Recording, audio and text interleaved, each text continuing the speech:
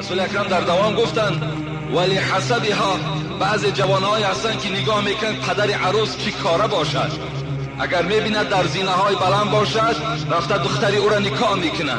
رسول الله گفت بعضی از طایفه ها گفت این را گفت چیکار میکنن؟ این را برای خود درس قبول میکنن. سوم طایفه ها لجمالها، بعضی جوان های هست که جمال میکابند، یعنی کجا یک دختری صاحب جمال است. ولی دینها، بعضی جوان های هست که دختری دیندار میکابند. رسول الله گفت که من معلم شما هستم و من سرور شما هستم، فعلیک بذات دین قریبت یداک، دیندار بگیر دستی تو بالا می شود، خانه تو با برکات می شود وقتی اگر تو آدم دیندار بگیری. حضرت میگوید بین شما فقط دیندارها را سراغ کنید. وقتی